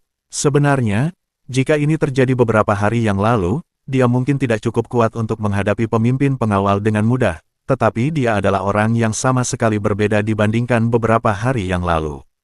Sebagian dari itu disebabkan oleh benih Taoisme yang ada di dalam diri Xiao Yue. Dengan berlatih ganda di malam hari, baik Lin Fan maupun Xiao Yue telah membuat kemajuan besar dalam kultivasi mereka, yang merupakan kegunaan utama dari benih Taois. Bagian lainnya disebabkan oleh teknik kultivasi yang dimilikinya. Ini bukanlah teknik kultivasi dasar, melainkan teknik kultivasi khusus yang dirancang hanya untuk fisiknya yang telah dipulihkan, yang diberikan kepadanya oleh sistem. Jadi, kecepatan kultivasinya dengan teknik kultivasi ini jauh lebih besar daripada teknik kultivasi normal. Lin Fan menatap Sang Tuan dengan tatapan yang dipenuhi emosi yang rumit. Ketika Sang Tuan melihat ini, ia berpikir bahwa rencananya telah berhasil, jadi ia melanjutkan dengan berkata, "Aku adalah orang yang sangat penting dan selama kau menaatiku, aku dapat memberikanmu apapun yang kau inginkan." Namun sebelum dia selesai bicara, Lin Fan sudah muncul di hadapannya dan meninju wajahnya. Lin Fan sudah cukup banyak membaca novel web sehingga tahu bagaimana cerita ini akan berakhir, jadi dia tahu apa yang harus dia lakukan. Setelah dipukul di wajah, sang bangsawan terlempar dan tergelincir di tanah beberapa kali sebelum mendarat. Saat mendarat di tanah, matanya terbalik, menunjukkan bahwa ia telah kehilangan kesadaran. Semua pria lain di ruangan itu hanya memandang Lin Fan seolah-olah dia orang gila.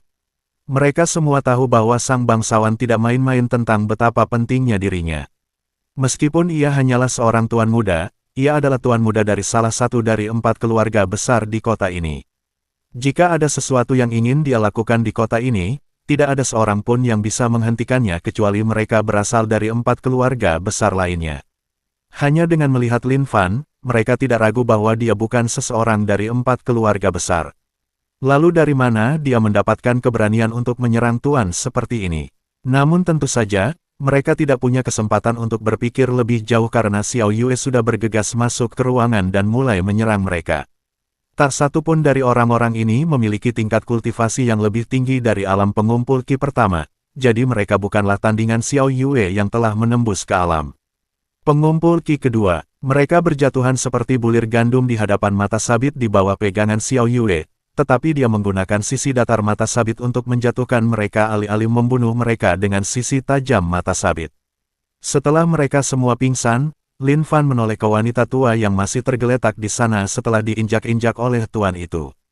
Ketika wanita yang lebih tua itu melihatnya datang, dia tidak bisa menahan diri untuk tidak tersentak karena teringat apa yang baru saja terjadi.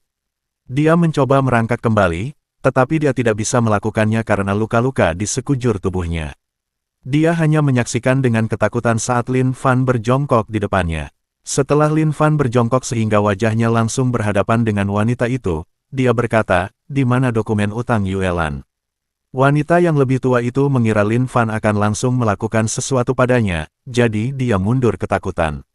Namun, ketika mendengar apa yang dikatakan Lin Fan, dia tidak bisa menahan rasa terkejutnya. Namun, melihat tatapan dingin di mata Lin Fan, dia tidak berani berbohong kepadanya dan dengan jujur berkata, "Ada di lantai atas, di kantor." Lin Fan mengangguk sebelum mengulurkan tangan dan menggendongnya dari pinggang. Jantungnya berdebar kencang saat melihat itu karena dia mengira pria itu akan menggendongnya seperti putri raja. Meskipun dia lebih tua dari gadis-gadis yang bekerja di tempat ini, dia tetap dianggap cantik karena dia juga pernah bekerja di tempat seperti ini sebelumnya. Namun harapannya hancur ketika Lin Fan menggendongnya di pundak dan membawanya seperti barang bawaan. Lin Fan mengantarnya naik tangga dan menyuruhnya menunjukkan kantornya sebelum masuk ke dalam. Setelah sampai di sana, dia juga meminta wanita yang lebih tua itu untuk menunjukkan kepadanya persis di mana kontrak utang Yuelan berada. Setelah menemukan kontrak tersebut, Lin Fan mendudukkan wanita yang lebih tua itu di kursi di meja sebelum meletakkan kontrak itu di depannya. Wanita yang lebih tua itu benar-benar bingung tentang apa yang diinginkan Lin Fan. Lin Fan tidak peduli, dia melambaikan tangannya dan setumpuk koin emas muncul di atas meja. Mata wanita yang lebih tua itu terbelalak karena dia belum pernah melihat uang sebanyak itu sekaligus sebelumnya. Sekalipun dia memegang kontrak untuk utang para gadis di sini, bukan berarti dialah yang menangani semua uang itu. Apalagi faktanya tidak ada gadis lain yang memiliki jumlah utang yang sama dengan Yuelan. Kecantikannya memang berada di level yang berbeda, sehingga jumlah utang yang membebaninya lebih besar daripada yang lain. Lin Fan mengabaikan tatapan gadis itu dan berkata, "Ini 5.000 koin emas. Sekarang hutangnya telah lunas dan dia milikku." Setelah menjatuhkan koin emas di atas meja, Lin Fan mengambil kontrak itu dan merobeknya menjadi beberapa bagian. Dia membiarkan potongan-potongan itu jatuh ke tanah sebelum berbalik dan keluar pintu, tanpa memberi wanita yang lebih tua itu kesempatan untuk berbicara. Di sepanjang jalan, dia mengangguk kepada Xiao Yue dan Yuelan yang dibantu oleh Xiao Yue untuk mengikutinya. Mereka telah berdiri di dekat pintu sepanjang waktu dan telah melihat semua yang terjadi. Lin Fan tidak mau berlama-lama di tempat ini karena dia tahu itu bukan hal yang bijak untuk dilakukan. Tidak diragukan lagi bahwa sang penguasa akan menemukan bala bantuan untuk membalas dendam atas apa yang telah terjadi. Jadi hal pertama yang harus dilakukan adalah pergi ke tempat yang aman. Setelah mempertimbangkannya, Lin Fan memutuskan untuk kembali ke penginapan karena dia yakin mereka tidak tahu dari mana mereka berasal. Begitu mereka berada di penginapan, sangat kecil kemungkinan mereka dapat ditemukan dengan cepat, sehingga Lin Fan akan punya waktu untuk menyiapkan tindakan pencegahan. Namun yang tidak dia ketahui adalah bahwa seseorang telah mengawasi mereka sepanjang waktu dan ketika dia meninggalkan kawasan lampu merah, orang itu segera berlari untuk melaporkan kembali apa yang baru saja terjadi di sini. Setelah mengantar Xiao Yue dan Yuelan kembali ke penginapan, Lin Fan meninggalkan mereka di sana bersama Fuyuki untuk berjaga-jaga jika terjadi sesuatu. Kemudian dia meninggalkan penginapan dan menuju ke persekutuan tentara bayaran. Itulah satu-satunya kartu yang bisa dia mainkan dalam situasi ini karena tidak ada hal lain yang mendukungnya. Dia tidak tahu seberapa berpengaruh ayah dari sang bangsawan, tetapi dia yakin bahwa ayahnya tidak akan lemah. Lagi pula, fakta bahwa dia mampu menugaskan seorang kultivator tingkat pengumpulan Qi ketiga untuk melindungi putranya sudah cukup untuk menunjukkan kekuatan seperti apa yang mungkin dimilikinya. Sangat mungkin bahwa ayah dari tuan ini memiliki kultivator yang jauh di atas level Lin Fan yang bekerja untuknya. Jika memang demikian, dia jelas bukan seseorang yang bisa dihadapi Lin Fan sendirian. Jadi satu-satunya hal yang bisa diandalkan adalah persekutuan tentara bayaran. Dia setidaknya seorang tentara bayaran peringkat C, jadi dia berasumsi bahwa persekutuan tentara bayaran tidak akan tinggal diam ketika salah satu anggota mereka menjadi sasaran seperti ini. Belum lagi dia cukup dekat dengan Tian Tian dan Lala. Dengan harapan ini, Lin Fan menuju ke persekutuan tentara bayaran. Ketika dia tiba, dia mendapati bahwa Lala dan Tian Tian sama-sama berada di meja resepsionis. Ketika keduanya melihatnya, mereka tersenyum penuh arti dan melambaikan tangan memanggilnya. Lin Fan terkejut melihat mereka melambaikan tangan kepadanya seperti itu, tetapi dia tetap menghampiri mereka. Bagaimanapun, ini adalah pertanda baik karena itu berarti mereka setidaknya cukup dekat untuk melambaikan tangan kepadanya seperti ini.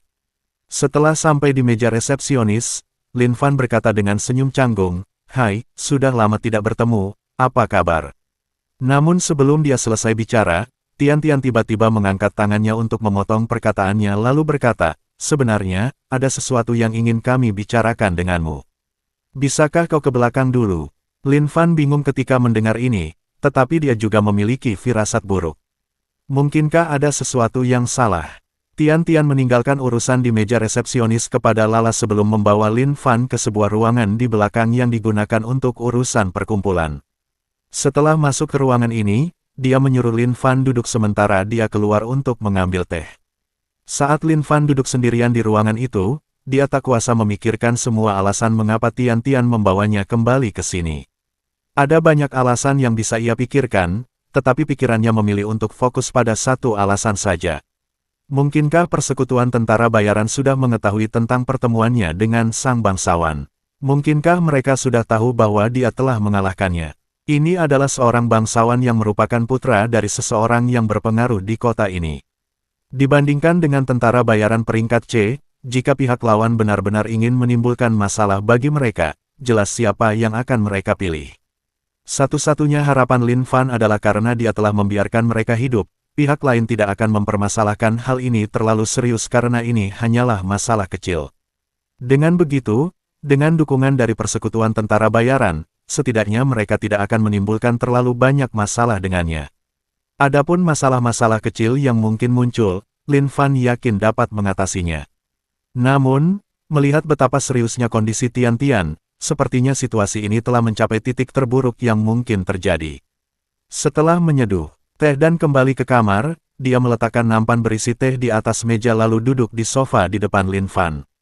Mereka berdua duduk di sana dalam keheningan selama beberapa menit sebelum Tian Tian tiba-tiba berkata, "Aku dengar kau baru saja bertemu dengan tuan muda dari keluargaan." Lin Fan merasa merinding saat mendengar itu. Meskipun dia tidak tahu siapa tuan muda dari keluargaan yang disebutkan Tian Tian itu, dia memiliki firasat yang cukup kuat tentang siapa orang itu. Kemungkinan besar itu adalah bangsawan muda yang dipukulinya sebelumnya. Namun, bukan itu alasan mengapa dia merasa merinding. Lebih tepatnya, itu karena cara Tian Tian mengatakannya.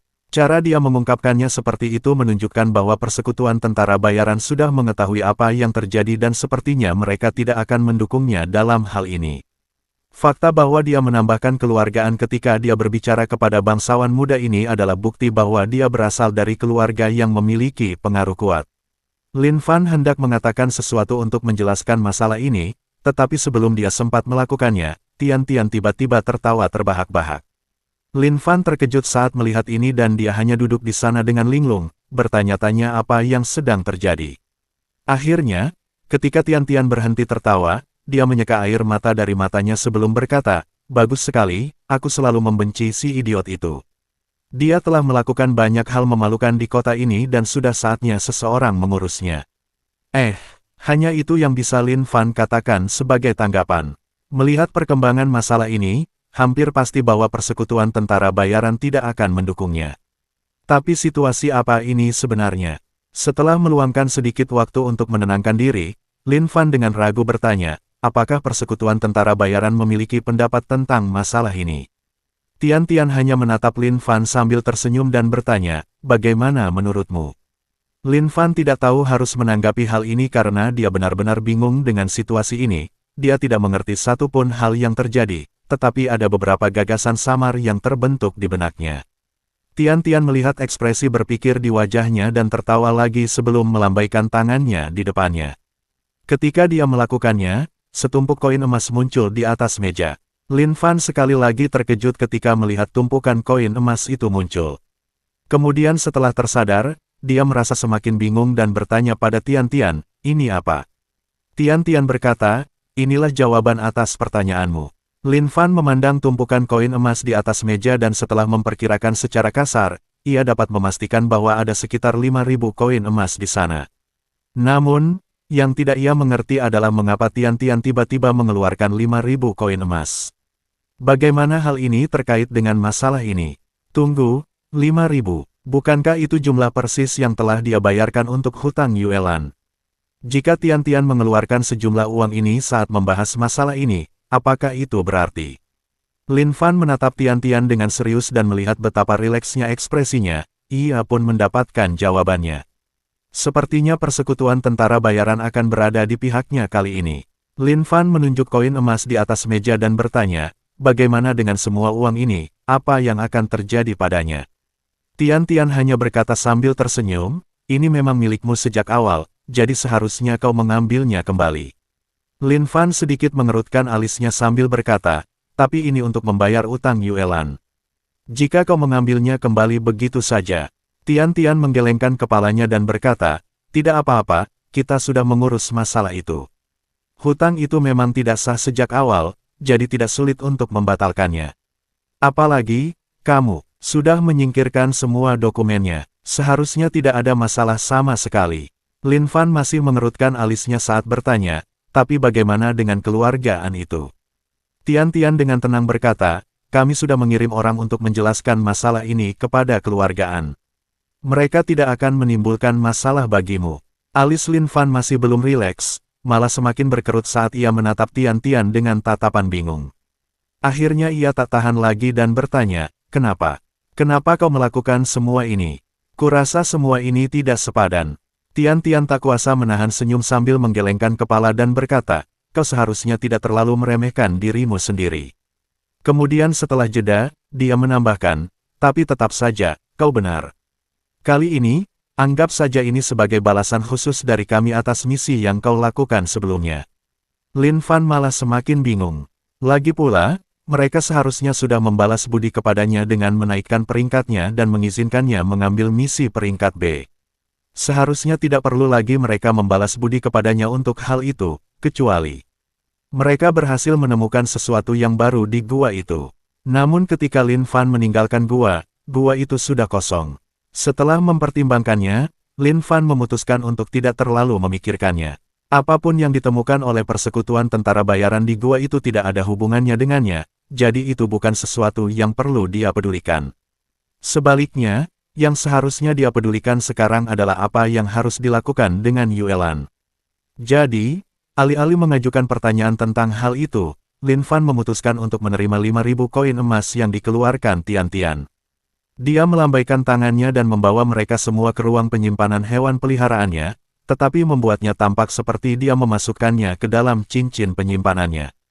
Namun, ketika dia melakukan itu, Tian Tian tak kuasa menahan diri untuk mengerutkan alisnya. Dia juga memiliki cincin penyimpanan yang disediakan oleh persekutuan tentara bayaran, jadi dia terbiasa dengan fluktuasi energi yang dilepaskan saat cincin itu digunakan. Saat ini, dia tidak merasakan fluktuasi energi yang sama seperti ketika Lin Fan membuat koin emas itu menghilang, melainkan merasakan fluktuasi energi yang sangat berbeda. Ia tak kuasa menahan diri untuk tidak mengerutkan alisnya saat menatap Lin Fan, tetapi pada akhirnya ia memilih untuk mengabaikannya. Lagi pula, dalam bisnis mereka, setiap orang memiliki rahasia masing-masing dan tidak pantas baginya untuk mengorek rahasia Lin Fan. Terutama karena dia ingin membujuk Lin Fan untuk bergabung dengan persekutuan tentara bayaran. Untuk saat ini, hubungan mereka baik-baik saja, jadi sebenarnya tidak perlu merusaknya. Setelah menyimpan koin emas, sebenarnya tidak banyak lagi yang bisa mereka bicarakan, jadi Lin Fan meninggalkan persekutuan tentara bayaran untuk kembali ke penginapan. Setelah dia pergi, ada orang lain yang masuk ke ruangan tempat Tian Tian masih berada. Orang ini menatap Tian Tian dan bertanya, apakah semua itu benar-benar sepadan hanya untuknya? Tian Tian menoleh ke arah orang itu dan berkata dengan serius, menurutmu mengapa ini tidak sepadan? Orang itu dengan tenang berkata, meskipun dia menemukan reruntuhan itu, bukan berarti dia sangat berharga. Dia hanya beruntung, bukan berarti dia memiliki keahlian yang pantas mendapatkan perlakuan seperti ini. Tian Tian tidak menjawab dengan kata-kata, melainkan menunjuk ke selembar kertas di depannya. Selembar kertas ini tidak ada di sini ketika Lin Fan masih di sini, dan muncul dalam waktu singkat setelah Lin Fan pergi dan orang ini datang. Orang itu mengambil selembar kertas dan awalnya bingung saat melihatnya, tetapi setelah membacanya, wajahnya semakin menunjukkan keterkejutan. Mereka menoleh ke arah Tian Tian dan bertanya, apakah hasil ini benar? Tian Tian hanya mengangguk tanpa menjawab sebelum mengganti topik. Saat laporan itu masuk, aku melihat bahwa orang yang dikalahkannya adalah pemimpin pengawal dari keluargaan. Itu adalah seseorang yang sudah lama berada di tingkat pengumpulan Qi ketiga, dia bukan seseorang yang baru mencapai tingkat pengumpulan Qi ketiga yang bisa mengalahkannya. Kemudian setelah jeda, dia berkata, begitu dia datang, saya meminta mereka memasang peralatan pengujian di ruangan lain, agar tidak ada kesalahan. Orang itu menatap kertas itu sedikit lebih lama sebelum berkata, sepertinya memang layak untuk menarik perhatiannya. Kemudian setelah jeda, dia tersenyum dan berkata, tidak heran kamu tertarik padanya. Tian Tian tidak menunjukkan rasa malu sedikit pun ketika mendengar ini dan dia hanya berkata dengan tenang, yah, aku tidak bisa menyangkal bahwa dia menarik. Orang itu menunjukkan ekspresi tertarik dan berkata, oh, apakah akhirnya tiba saatnya? Ibu sudah lama mengkhawatirkanmu, tapi sekarang sepertinya sudah saatnya. Saat itulah ekspresi Tian Tian akhirnya berubah menjadi kesal. Dia menoleh ke arah orang itu dan berkata, ibu lebih mengkhawatirkanmu, kau tidak tahu itu. Lagi pula, kau lebih tua dariku. Orang itu hanya memperlihatkan senyum nakal tanpa mengucapkan sepatah kata pun. Tentu saja orang yang datang setelahnya adalah Presiden Persekutuan Tentara Bayaran dan kakak perempuan Tian Tian, Tian Sui. Di bagian lain kota, di dalam sebuah rumah besar, Tuan Muda An Wei baru saja dibawa kembali dan telah dirawat oleh dokter. Namun, setelah bangun dan mengingat semua yang telah terjadi, pikiran pertamanya adalah amarah. Hal pertama yang terlintas di benaknya adalah bagaimana cara membalas dendam. Anak bajingan itu, berani-beraninya dia melakukan ini padaku. Apa dia tidak tahu bahwa aku adalah tuan muda keluargaan? Aku akan membawa jalang itu dan memperkosanya di depannya sebelum membunuhnya hanya agar dia tahu betapa hinanya dia sebenarnya. Saat dia meraung marah, pintu terbuka dan seorang pria yang lebih tua masuk. An Wei masih mengumpat ketika masuk, tetapi begitu melihat siapa itu, dia langsung menutup mulutnya. Pria ini adalah An Xian, pemimpin keluargaan dan ayahnya. Meskipun ia bertindak seolah-olah memiliki kekuasaan, ia tahu bahwa sebelum ia mengambil alih keluargaan, ayahnya lah yang memegang semua kekuasaan. Namun masalahnya adalah ayahnya sangat menyayanginya. Jika ada sesuatu yang dia inginkan, ayahnya akan selalu memberikannya. Jadi, meskipun dia sedikit khawatir karena ayahnya baru saja mendengar dia mengumpat, dia tidak terlalu takut karena dia tahu bahwa ayahnya akan selalu berada di sisinya. Belum lagi dia juga terluka oleh pihak lawan. Dengan kepribadian ayahnya, dia yakin bahwa ayahnya akan membalas dendam untuknya. Kekuatan keluargaan tidak boleh diremehkan, mereka adalah salah satu dari 4 keluarga besar di kota ini bukan tanpa alasan. Jadi An Wei menoleh ke An Xian dengan tatapan penuh harap, tetapi dia terkejut dengan apa yang terjadi selanjutnya. Sebelum sempat bereaksi, An Xian telah mengangkat tangannya dan menamparkan wajah An Wei. An Wei hanya duduk di sana dengan linglung, tidak mengerti apa yang baru saja terjadi. Tetapi ketika ia tersadar, ia menangis dan berkata, "Ayah, bagaimana ayah bisa memukulku seperti itu?" Wajah Anxian semakin memerah ketika mendengar itu dan dia mengangkat tangannya untuk menamparkan An Wei lagi, tetapi sebelum dia sempat melakukannya, istrinya dan ibu An Wei masuk untuk menghentikannya. "Sayang, kau tidak bisa menyakiti anak kita seperti ini." Anxian menatap istri dan putranya sebelum menghela napas. Setelah itu, dia berkata, "Kali ini kau telah berurusan dengan seseorang yang seharusnya tidak kau ganggu." Saat An Wei mendengar hal itu, dia terkejut. Setelah tersadar dari keterkejutannya, An Wei dengan cepat berkata, "Ayah, apa maksudmu?" "Ayah bilang aku salah karena dipukuli oleh sampah itu." Tentu saja An Wei menyembunyikan apa yang telah dilakukannya sebelum Lin Fan memukulinya karena dia tahu bahwa hal itu tidak akan membantunya jika ayahnya mengetahuinya. Namun wajah Anxian kembali berubah masam saat dia berkata, "Kau masih tidak tahu apa kesalahanmu. Kau pikir aku tidak tahu tentang apa yang kau coba lakukan pada gadis itu?" An Wei gemetar ketika mendengar ini. Anxian melihat ini dan menghela napas sebelum berkata, "Lupakan soal membalas dendam atas apa yang terjadi. Orang itu memiliki organisasi yang bahkan aku pun tak bisa ganggu di belakangnya, dan mereka bersikeras melindunginya." An Wei tidak bisa menerima hal itu ketika mendengarnya, dan dia berkata, "Tapi ayah, akulah yang dipukuli. Bagaimana ayah bisa membiarkan semuanya berakhir begitu saja?" Wajah Anxian kembali dipenuhi amarah saat ia menatap An Wei dan mulai mengangkat tangannya, tetapi sebelum tangannya turun, istrinya telah menangkapnya untuk menghentikannya. Anxian menatap istrinya dan setelah terdiam cukup lama, ia menghela napas dan berkata kepada An Wei, "Kau bukan lagi penerusku." Lalu tanpa menunggu An Wei menjawab, dia berbalik dan keluar dari ruangan. Yang tersisa hanyalah An Wei dan ibunya yang duduk di sampingnya dengan ekspresi terkejut di wajah mereka. An Wei adalah putra tunggal Anxian, tetapi Anxian justru telah mencopotnya dari posisi penerus. Hal ini menunjukkan betapa seriusnya masalah kali ini. Dia tak bisa menahan diri untuk bertanya-tanya, siapa sebenarnya Lin Fan. Pada saat yang sama, dia tidak bisa menahan perasaan sedikit menyesal. Melihat raut wajahnya, ibunya menepuk tangannya dan berkata, "Xiao Wei, jangan khawatir. Ayahmu hanya sedang emosional dan mengatakan hal-hal yang tidak ia maksudkan. Ibu akan berbicara dengannya nanti, jadi istirahatlah dulu." An Wei mengangguk ketika mendengar itu, secercah harapan muncul di matanya. Pada saat yang sama, hatinya masih dipenuhi dengan gagasan untuk membalas dendam pada Lin Fan. Penghinaan yang dilakukan Lin Fan padanya pasti akan dibalas. Lin Fan kembali ke penginapan setelah meninggalkan persekutuan tentara bayaran dan masuk ke kamar yang telah ia siapkan untuk Yuelan. Lagi pula, akan terlalu ramai jika Yuelan tinggal di kamar yang sebelumnya ia dan Xiao Yue tempati, jadi ia memesan kamar tambahan untuknya. Xiao Yue berada di ruangan bersama Yuelan, menghiburnya atas apa yang baru saja terjadi.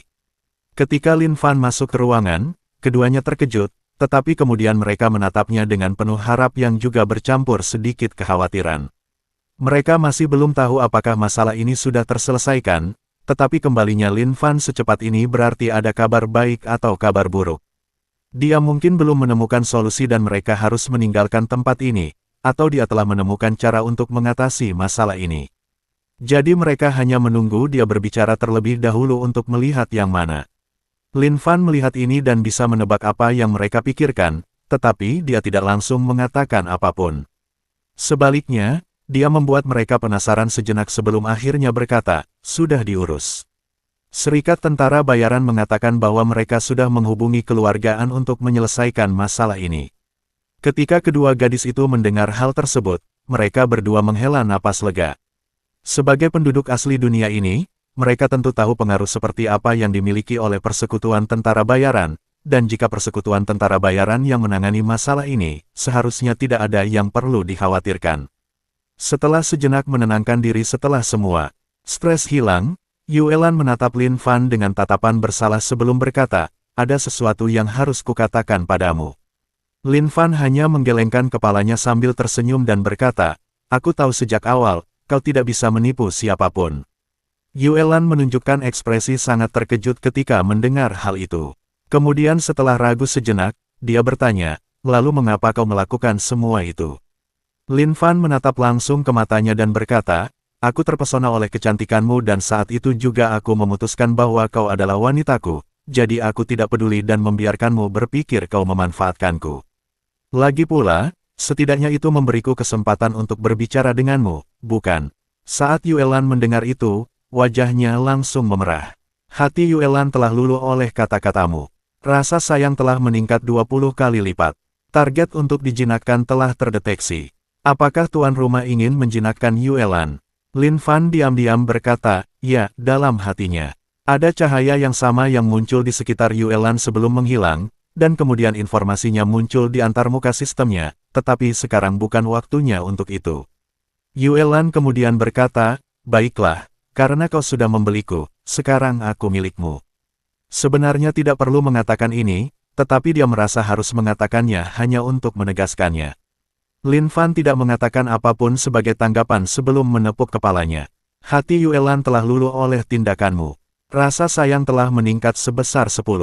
Lin Fan terkejut bahwa usapan kepala sederhana bisa berdampak seperti ini, tetapi tetap saja, kasih sayang tetaplah kasih sayang. Setelah menenangkan hatinya sejenak, Yuelan bertanya, apa yang akan kau lakukan sekarang? Lin Fan dengan canggung menjelaskan keinginannya untuk memiliki harem. Dia merasa penting untuk jujur dengan para gadis yang dia bawa setelah Xiao Yue karena tidak akan butuh waktu lama bagi mereka untuk mengetahui tentang yang lain. Terutama karena dia bepergian bersama mereka. Yuelan sama sekali tidak terkejut dengan hal ini karena dia sudah melihat bagaimana Xiao Yue mengikuti Lin Fan dan sudah tahu bahwa dia adalah gadis kedua. Karena ini sudah menjadi fakta, tidak ada alasan baginya untuk membantahnya. Belum lagi, dia perlu bergantung pada Lin Fan setelah semua yang terjadi. Setidaknya, dia tahu bahwa Lin Fan akan bersikap baik padanya, jadi dia tidak khawatir. Lalu Yuelan berkata, bukan itu, maksudku apa rencanamu untuk masa depan? Lin Fan hanya mengangkat bahu dan berkata, aku sebenarnya tidak punya rencana untuk masa depan. Yuelan mengerutkan alisnya dan bertanya, bagaimana dengan uang? Bukankah kamu perlu menghasilkan lebih banyak uang? Xiao Yue juga memfokuskan perhatiannya pada respons Lin Fan ketika mendengar hal ini. Lagi pula, mereka telah menghabiskan sebagian besar uang mereka untuk melunasi utang Yuelan. Dia merasa tidak perlu memberi mereka uang itu setelah semua yang telah terjadi, tetapi dia tidak bisa menghentikan Lin Fan karena dia bertekad untuk melakukannya. Lin Fan menyadari bahwa dia belum menceritakan apa yang terjadi di persekutuan tentara bayaran, jadi dia dengan cepat memberi mereka ringkasan sebelum mengeluarkan sejumlah emas sebagai bukti. Xiao Yue tampak gembira saat mendengar hal ini, tetapi reaksi Yuelan berbeda. Ia tampak berpikir sejenak sambil berdiri diam. Setelah beberapa saat, dia berkata, karena kamu punya banyak uang, sebenarnya tidak perlu lagi membahayakan diri sendiri dengan pergi melakukan misi lagi untuk sementara waktu, tapi karena kamu punya banyak uang, pernahkah kamu berpikir untuk membuka toko? Lin Fan terkejut dan berkata, sebuah toko. Mengapa saya harus membuka toko? Yuelan menjawab, uangmu tidak akan bertahan selamanya, dan dengan jumlah uang ini, kamu seharusnya bisa membeli toko yang layak dan menghasilkan banyak uang. Lin Fan mengangguk sebagai tanggapan karena hal itu tampak masuk akal. Yuelan kemudian berkata, seperti yang Anda ketahui, saya adalah putri seorang pedagang. Meskipun bisnis ayah saya gagal, saya masih memiliki pengalaman dari saat beliau menjalankan bisnis itu, jadi saya dapat membantu Anda mengelola toko ini. Lin Fan bisa merasakan bahwa dia tidak hanya mengusulkan ini karena itu ide yang bagus, tetapi juga karena perasaan pribadinya. Dia bisa merasakan bahwa dia benar-benar ingin membuka toko ini. Tentu saja, idenya benar karena meskipun dia memiliki semua uang ini, itu tidak akan bertahan selamanya karena baik dia maupun Xiao Yue adalah kultivator. Uang ini hampir tidak cukup untuk mendapatkan sumber daya kultivasi sama sekali, jadi mereka akan membutuhkan uang di masa depan. Sekalipun mereka memiliki benih Taois yang membantu kultivasi mereka, mereka tetap membutuhkan sumber daya jika ingin menjadi lebih kuat. Jadi, membuka toko ini adalah ide yang cukup bagus. Selain itu, Yuelan adalah orang yang tepat untuk membuka toko ini. Yuelan kini adalah wanitanya, dan meskipun ia senang membiarkannya bermalas-malasan, ia tahu bahwa Yuelan tidak akan menginginkan itu. Lagi pula, ia telah mengintip statistik Yuelan dan melihat bahwa ia tidak cocok untuk kultivasi, tetapi keahliannya sangat cocok untuk bisnis. Perhitungan mental, wawasan bisnis, dan tawar-menawar, semua itu adalah keterampilan yang dimilikinya dan semuanya setidaknya berada di level 8. Dengan kemampuan tersebut, tidak diragukan lagi bahwa dia akan menjadi pedagang yang sangat sukses. Jadi, pada akhirnya Lin Fan mengangguk, menyetujui permintaan Yue Lan untuk membuka toko. Selanjutnya bab 41 terlalu besar,